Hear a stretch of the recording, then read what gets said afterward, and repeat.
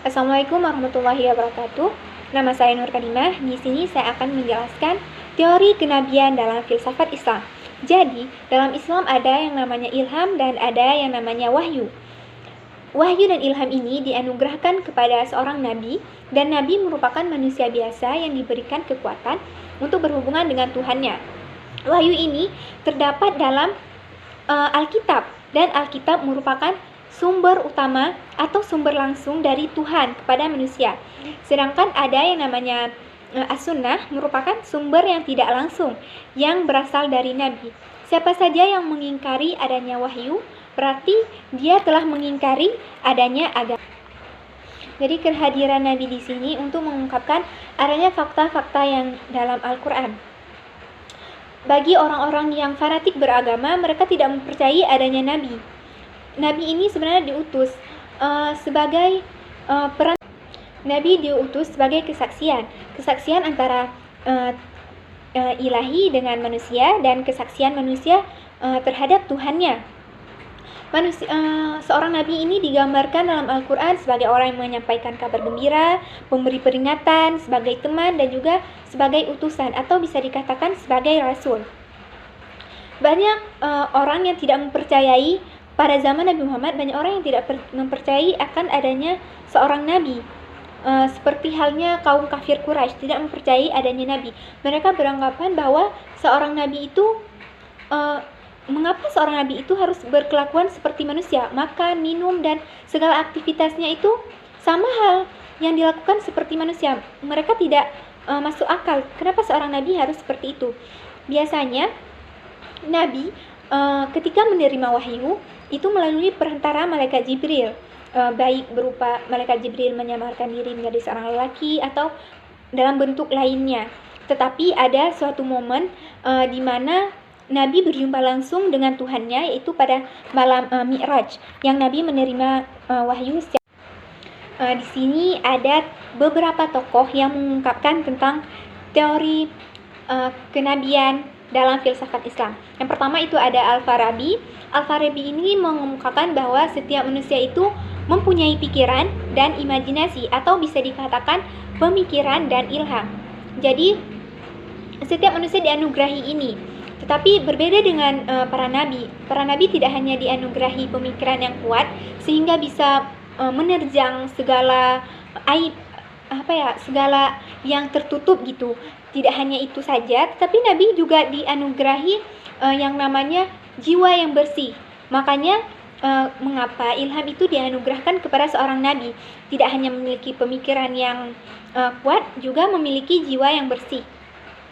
Setiap ilham yang diterima oleh Nabi, baik berupa dalam keadaan sadar atau dalam keadaan tidak sadar, berupa dalam kehidupan nyata atau dalam keadaan mimpi, itu merupakan suatu kenyataan. Berbeda dengan manusia biasa yang mungkin dia hanya bermimpi melihat sesuatu, kemudian pas dia bangun mungkin mimpi itu tidak bisa menjadi nyata, atau bahkan dia tidak mampu untuk menceritakan kembali apa yang dia rasakan ketika mimpi tersebut. Kemudian yang kedua ada Ibnu Rushd, yang seorang filsafat yang beraliran rasional, yaitu yang mengedepankan akal pikiran, yang sangat menjunjung tinggi akal pikiran dan sangat menghargai akal pikiran, yang menafsirkan agama itu berdasarkan akal pikiran. Tetapi Ibnu Rushd ini tidak hanya menafsirkan agama berdasarkan pikiran, tetapi beliau juga berpegang teguh pada ajaran yang ada dalam Al-Quran. Ibnu Rushd ini mengatakan bahwa seorang nabi adalah seorang yang mempunyai karakter yang mulia, mempunyai pemikiran yang cerdas, dan dapat menerima wahyu.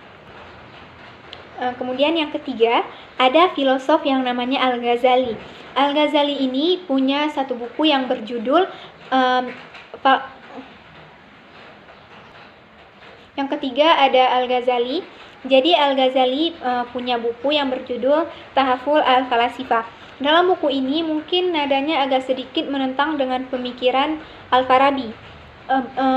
Al-Ghazali mengatakan bahwa Nabi bisa berhubungan langsung dengan Tuhan atau melalui perantara malaikat Jibril tanpa harus adanya imajinasi. Dan dalam bukunya yang lain dia juga mengatakan bahwa teori kenabian ini dapat diterima oleh pemikiran.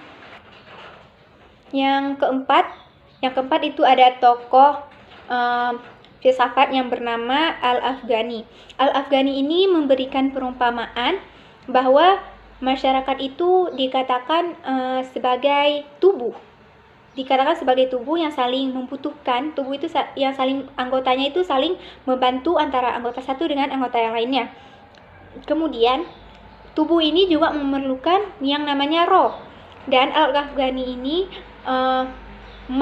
memberi perumpamaan bahwa roh itu sama dengan nabi, atau bisa dikatakan sebagai filsafat. Namun ada hal yang membedakan antara filosof dan nabi. Kalau filosof ini bisa saja mempunyai kekurangan, kekeliruan, kesalahan, sedangkan nabi ini memang benar-benar terlindungi dari segala kesalahan dan bersih dari dosa. Inti dari pembahasan Al-Afghani ini yang pertama mengatakan bahwa tugas seorang nabi itu yaitu sosial politik, dan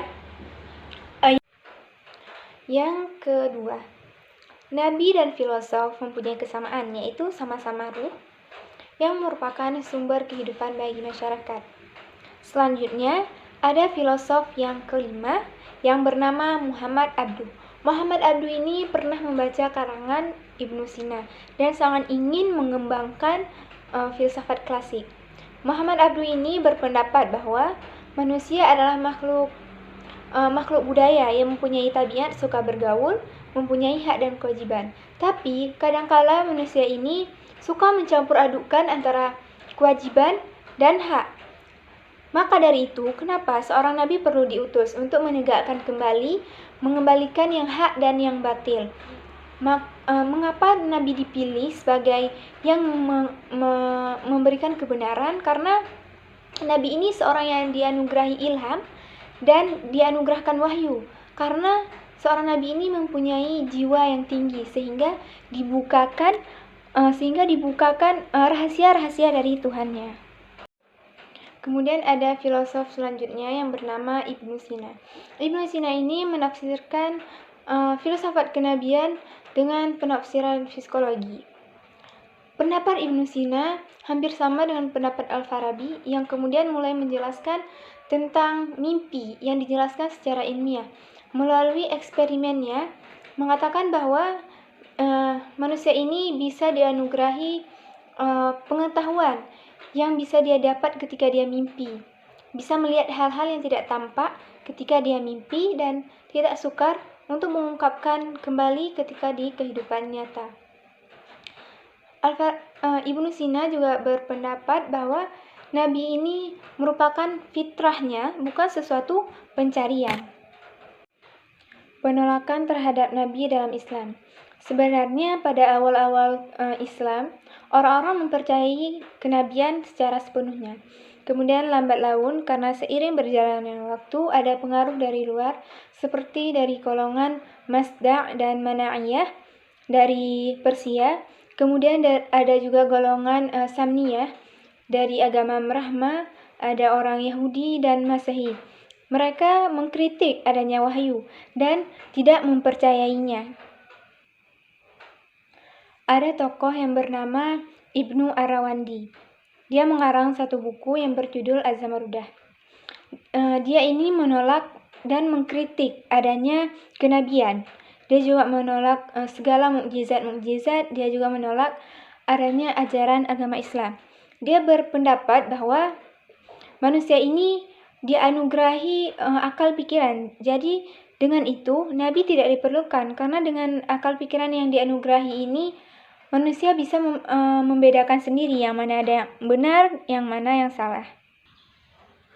Kemudian ada tokoh yang menentang kenabian selanjutnya, ada namanya Abu Bakar Razi. Jadi Abu Bakar Razi ini adalah seorang dokter dan filosof. Dia menciptakan dua buku, bukunya yang berjudul Makharij al-Anbiya, Auhiyal al-Mutanabiin, dan Naqd al-Adyan, au fin Nubuwat. Jadi buku ini berisi tentang pertentangan terhadap Nabi dan pertentangan terhadap agama. Kemudian buku ini tersebar luas di kalangan rasionalis Eropa yang kemudian menjadi pegangan utama mereka untuk menentang agama dan untuk menentang kenabian. Jadi Rawandi dan Razi ini seolah-olah berasal dari sumber yang sama, kepercayaan yang sama, yaitu berasal dari agama Hindu dan Manu. Adapun tujuan kenabian, Nabi itu diutus untuk memberikan kebahagiaan, kesejahteraan kepada umat manusia. Adapun tujuan ganda dari Nabi yaitu memberikan kebahagiaan di dunia dan kebahagiaan di akhirat dengan cara memerintahkan umat manusia untuk patuh kepada Tuhannya, beribadah kepada Tuhannya, melakukan segala perintahnya dan meninggalkan segala larangannya. Nabi juga menjadi contoh teladan agar manusia senantiasa melakukan hal-hal yang bukan hal-hal yang fana, tapi hal-hal yang dapat membuat hidup mereka kekal di akhirat. Jadi dapat disimpulkan, Nabi ini adalah manusia yang diberikan wahyu dan ilham oleh Tuhannya dan juga memiliki daya imajinasi yang kuat serta jiwanya yang bersih dari dosa dan segala kesalahan. Sehingga tidak semua manusia dijadikan sebagai nabi karena mereka mungkin hanya memiliki nalar atau pemikiran yang kuat, tapi mereka tidak memiliki hati yang bersih. Jadi mungkin hanya sekian pembahasan ini dari saya. Lebih dan kurang saya mohon maaf. Wabillahi taufik wal hidayah. Wassalamualaikum warahmatullahi wabarakatuh.